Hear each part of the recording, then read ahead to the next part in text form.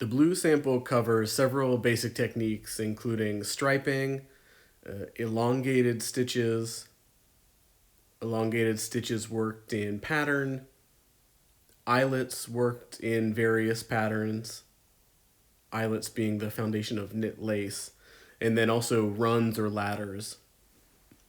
There's also a cast on and a new bind off associated with this sample as well. So I'm going to knit this across 30 stitches on the bulky machine, and just for comparison, this swatch that I'm holding in my hand was also knitted on the same number of needles, this same machine, and you can see how much it's shrunk off the machine. So in preparation for the E-wrap, I'm going to bring all of the needles into hold position. My carriage is on the right-hand side, and I'm going to wrap counterclockwise around each needle, beginning on the side opposite the carriage, towards the carriage side. With your hand that isn't wrapping the yarn, keep some pressure on those loops that are forming against the gate pegs. We don't want them to pull forward. We also don't want to wrap them too tightly or too loosely. As you move across the needles that you're casting onto, that hand that's bracing the knitting against the bed can kind of move forward. Once you've gotten far enough in, you don't have to keep so much tension on that yarn tail or on those loops as you're wrapping each needle. So now that I've reached the other side, I'm going to insert the yarn into the yarn feeder. All of the loops are back against the gate peg, and I'm going to keep a little bit of manual tension on that yarn tail when I knit the first row. Before I knit the next row, I'm going to pull all the needles to hold position while bracing the stitches that are currently on the needles against the gate peg. I don't want to pull the knitting forward when I pull them to hold. Working these stitches back from hold position is going to help them knit off cleanly because we don't have enough knitting yet to hang weights.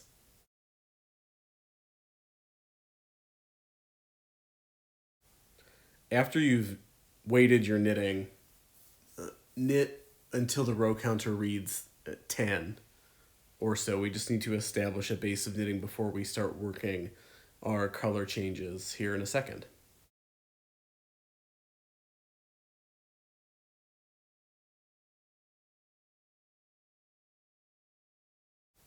All right, this might be a bit tough to see, but hopefully I can explain it. So I need to switch the colors. Because the yarn feeder, the yarn carrier, can only accept one color at a time when we're knitting jersey, I have to manually change the colors if I want to work a stripe. So I've parked the blue yarn in the little hook on the underside of the right-hand side of the machine. It's still coming from the knitting and floating all the way across below the gate pegs to the side. And I've picked up the orange simply by putting it into the yarn feeder. I'm going to knit 4 rows in orange and have effectively created a stripe. I'm going to move my claw weights up. I like to keep them close to the gate pegs. Not so close that the sinker plate can crash into them, but just so that all those needles will knit off cleanly. And then I'm going to switch the yarns. So I'm going to park the orange yarn under the side of the machine and then put the blue yarn back into the yarn feeder. Pay attention to what's happening with the tension mast at the top. You don't want to twist those two yarns around and create some kind of tensioning issue, which will then distort the stitches as you knit across. So I picked up blue. I'm going to knit 4 rows of blue and then switch back to orange and do a couple of variations in stripe height. Stripes are best worked over an even number of rows. This is because we want to get the carriage back to the same side of the machine that our parked yarn is on. So if I knit 1 row of orange, the orange working yarn is then on the left, and if I wanted to pick up the blue, I couldn't, it's on the right-hand side. So I've knit 2 rows of orange, I'm going to go back and knit 2 rows of blue, and then demonstrate what happens if you do single row stripes, which requires breaking the yarn or incurring some pretty large floats. So here you can see the variations in stripe height, 4 rows versus 2 rows. I just finished knitting with blue. I'm going to switch back to orange and knit 1 single row which is going to leave my orange on the left-hand side of the machine.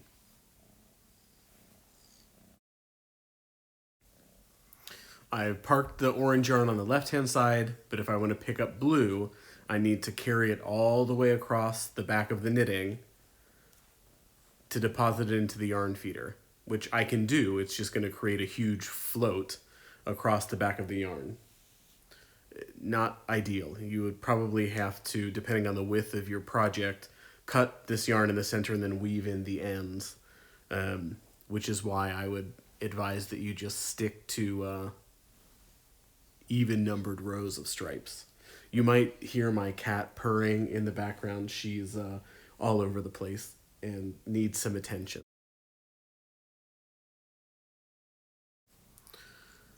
So to finish up stripes, I'm gonna knit just a few more single row stripes, which are gonna create some floats, and then knit about 10 rows above the stripe sample before I move on and knit the long stitch and its variations.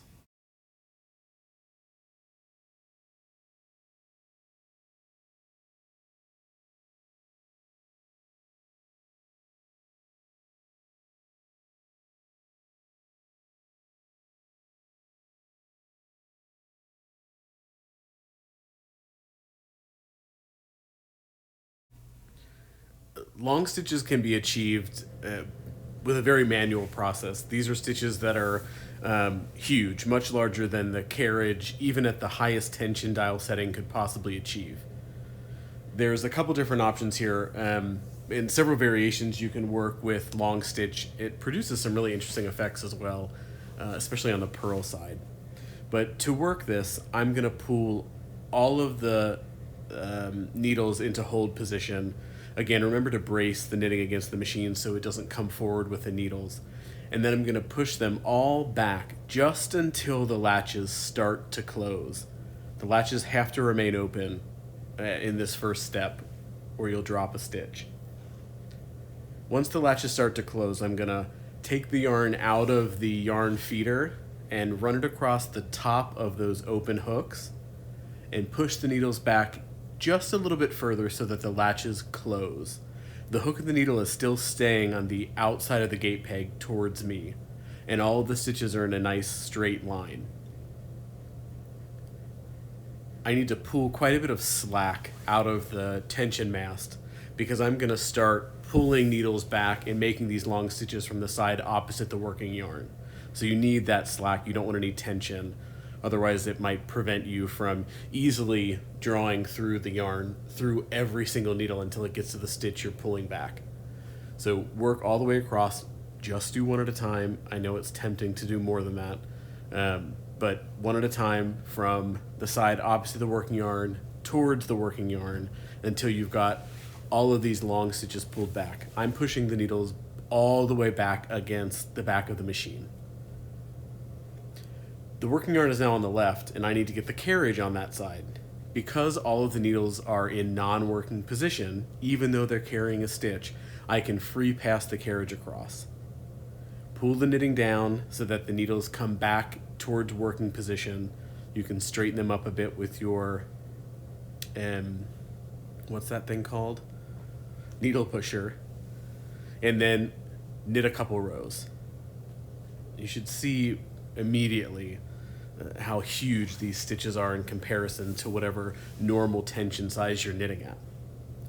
The next sample, which I won't talk over, is worked in the exact same way, but I'm going to knit 2 rows between them, between those 2 rows of long stitch to create, I think, a pretty interesting effect.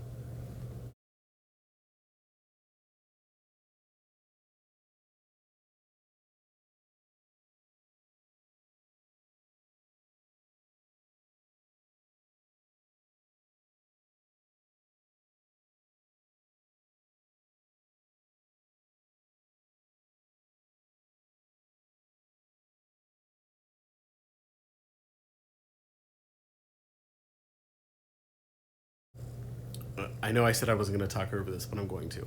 So there's a different way for you to free pass the carriage.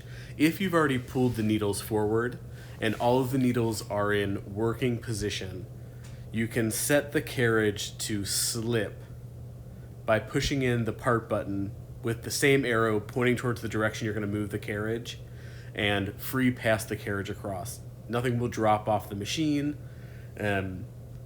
It's just another option if you don't pass the carriage while everything's back against the rail in the back in non-working position. So I've knit my 2 rows between. I'm going to work long stitch again and then move on to the next variation.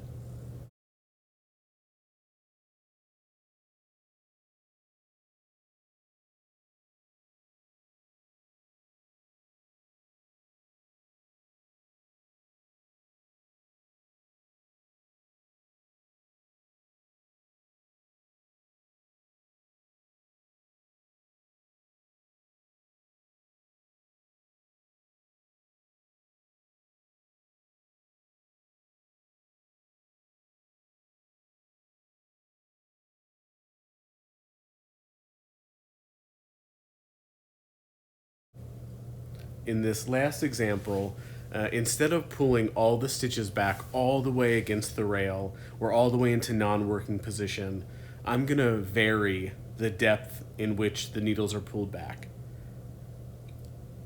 So everything is the same until I start drawing the needles back manually. So for these first couple, I'm going to pull back small stitches. So I'm only pulling back the needle butt until a new stitch forms. Then I'll pull a series of really long stitches back and then switch back to the short stitches. Visually, I think it's quite clear what's happening. The challenge here is pulling everything forward without dropping a stitch, because you're not going to be able to pull everything at the same rate without pulling needles beyond working position. So sometimes the groups that are pulled back a lot longer need to be pulled back or have some weight applied as you draw everybody out to be knit. Be careful and take your time. So a third option for free passing, since everybody's all the way out to hold, I can set the carriage to H in the lower left-hand corner and knit across, and it will ignore all the needles. If I switch H back to N, I can knit back from hold. So you can see those long and short stitches are creating this wave-like effect, which I think is kind of nice. You can knit any number of rows between, these manipulations. You'll have opportunities soon in future to experiment a bit. But again, everything else applies. The method is the same. But this time, where I had pulled short stitches in that row prior, I'm going to pull long stitches so I can alternate their placement a bit. So where they were long, I will pull short. This doesn't have to be a science or a hard rule. You can do whatever you want, and I would certainly encourage you to experiment a little bit. But for this sample, try to achieve something quite similar to what's posted on the wall.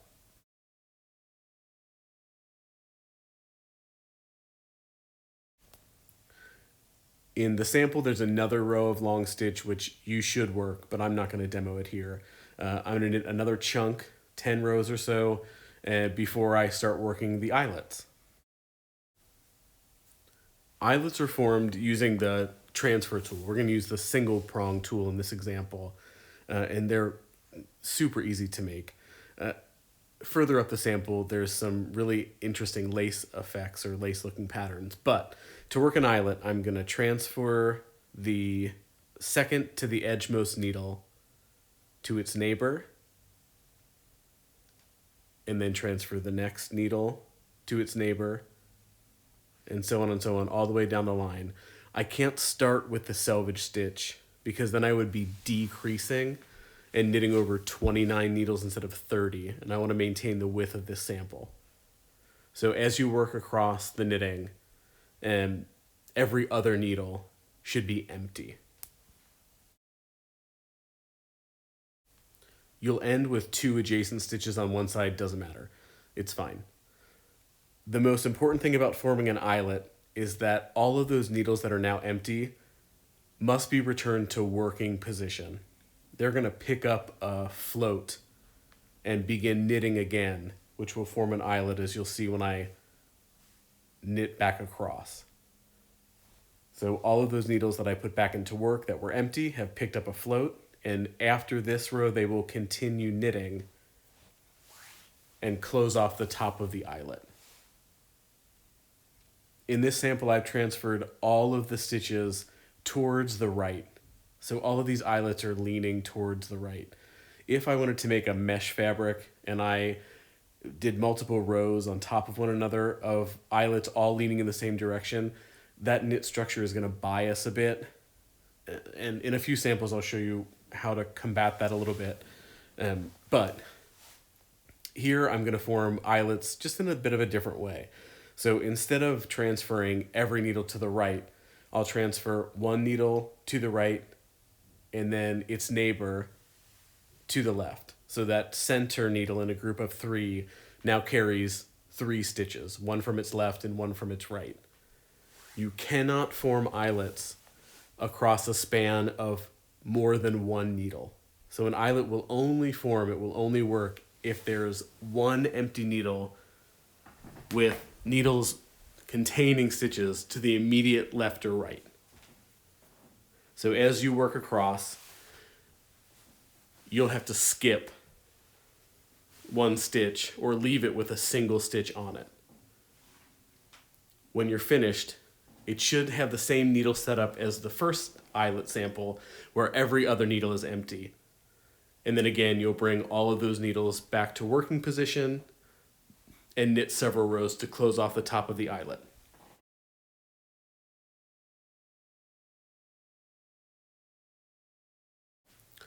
In this next sample, I'm going to work eyelets across the whole width of the knitting, transferring every alternate needle to the right across the full width.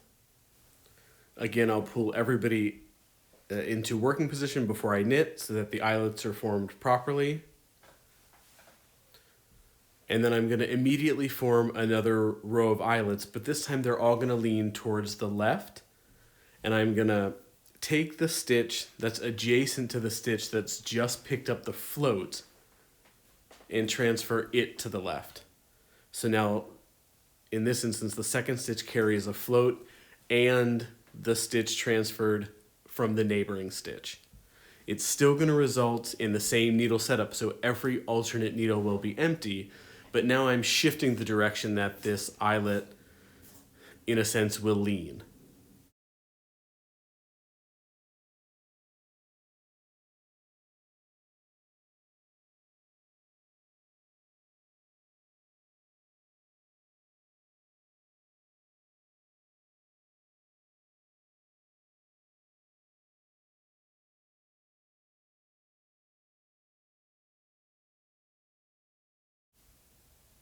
The repeat has been finished. So now I'm just going to go back to the first step, which is forming eyelets that are leaning, in a sense, to the right-hand side across every alternate needle.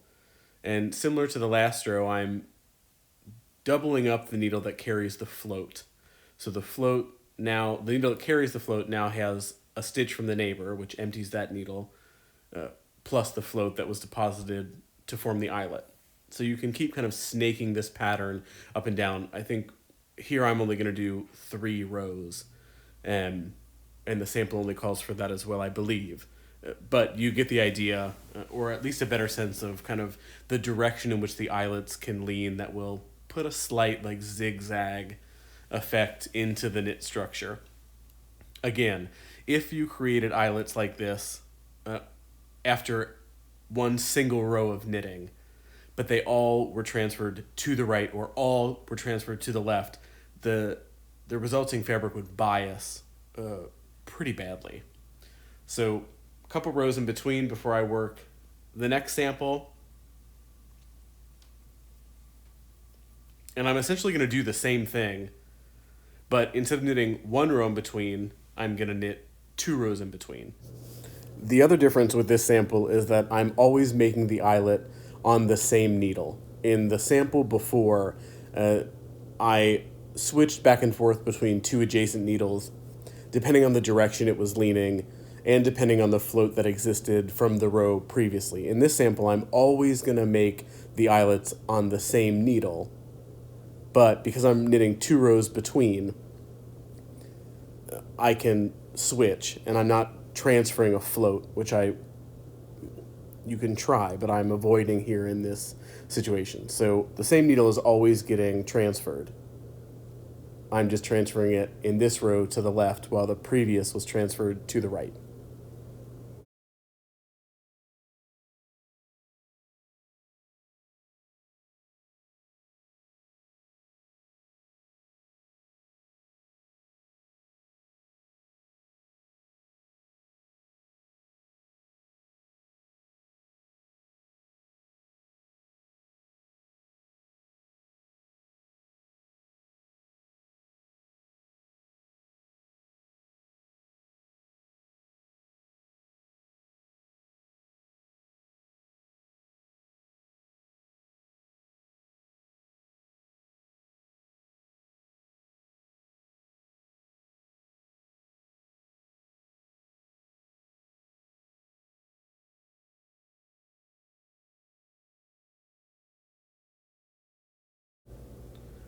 On the sample from the pearl side, you can see how this kind of honeycomb effect is taking shape. And from the right, you can really start to see that zigzag effect as these columns of stitches kind of snake forward. All right, the last, well, second to last, I suppose, technique for this sample are runs. So I've knit a couple rows on top of the eyelets just to create some distance. And then I'm going to form the runs, which begin exactly the same as the eyelets do. So I'm going to transfer a stitch to its neighbor, and in this sample I'm leaving 2 needles between each transfer. And I'm going to work this all the way across the knitting. The difference between runs and eyelets are that instead of putting these needles that are empty back into work, I'm going to push them all the way back to the rail and put them out of work. So the carriage is going to ignore them completely when it knits across.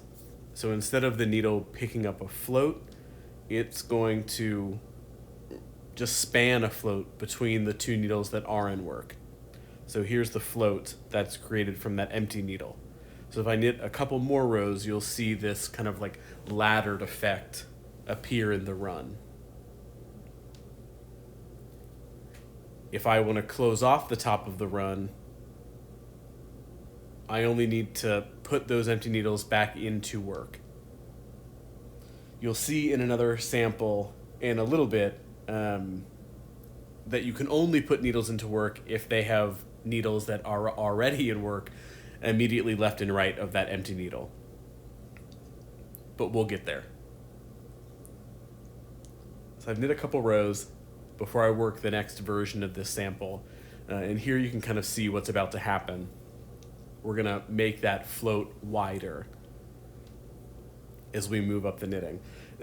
In all honesty, what I produce on the machine here is not exactly like the blue sample that's on the wall in the knit lab, but all of the same principles still apply. And again, I would always encourage you to experiment and practice and sample and trial all kinds of stuff and see what kind of different effects you can achieve. There's a ton. So here I'm starting by forming an eyelet. I think I'm leaving 4 stitches in work in between each one. Again, I'm working over an even number of needles, so one side is going to be heavier than the other. This left side will have 5, the right side will have 4. Doesn't matter. What's important is that when you transfer to make the eyelet, you put the needle out of work. My orange jumped out of the thread clip in the mast.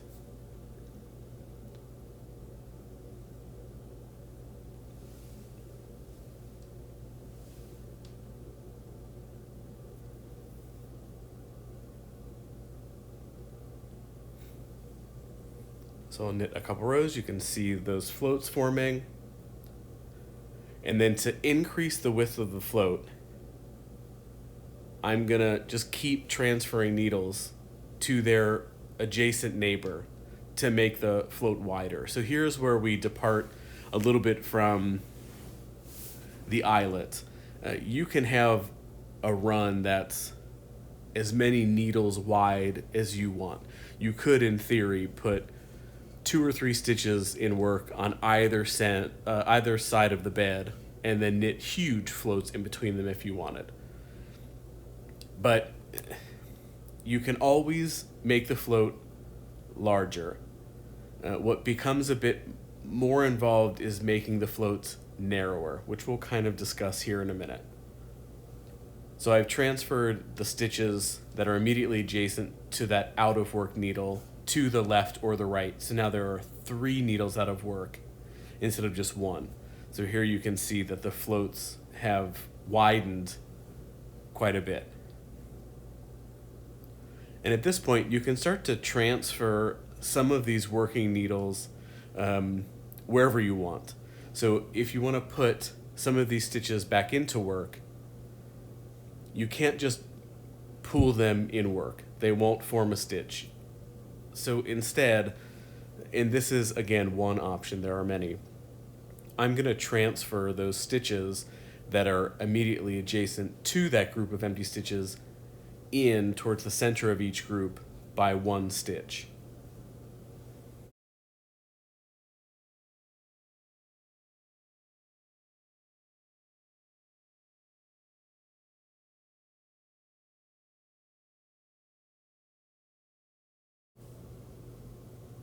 You'll see here in a minute after I knit across that the stitches start to kind of spread out a bit.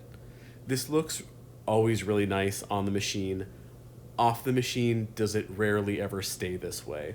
You lose a lot of stability when there's few stitches in work and quite a lot of floats on either side. In any event, the needles that are isolated, meaning there's a working stitch on either side of a needle that's empty, can be brought back into work just like an eyelet would be formed to cap off the top of that. But I've got some groups of 2. I can't pull them both into work. It can't knit without an active stitch on either side. So I have to pull them into work 1 row at a time. So I've pulled the leftmost needle out first, knit 1 row, then pulled the rightmost needle out again of each group of 2 to close them off. Doesn't make for a nice edge. There are other methods. We'll learn about them later in shaping, but for now this works just fine. So after I've knit a couple rows above this last sample, I'm going to pull all the needles out to hold to work the yarnless or the loop through a loop bind off. Work this bind off on the side opposite the carriage.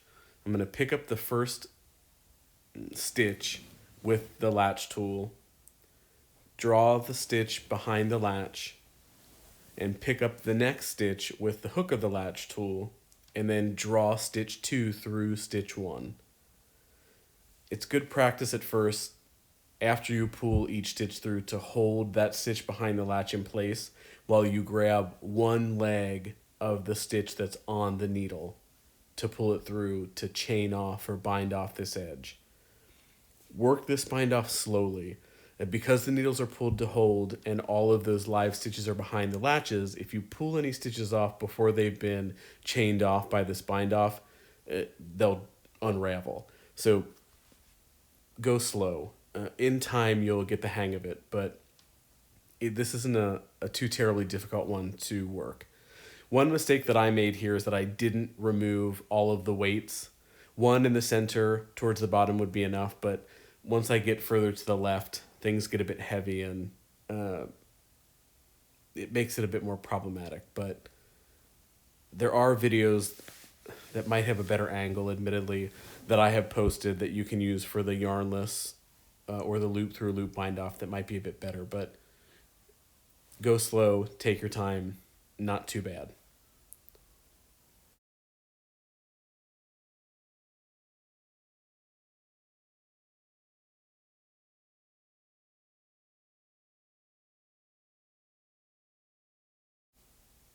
when you get to the end, and I had a little bit of trouble here, you're going to have to pull this last loop all the way through that last stitch. It might be easier to clip the yarn first before you start this bind off so that you've got an easy yarn tail to just pull right through. Otherwise, you'll make a mess of things like I did here. But in any event, you'll get it.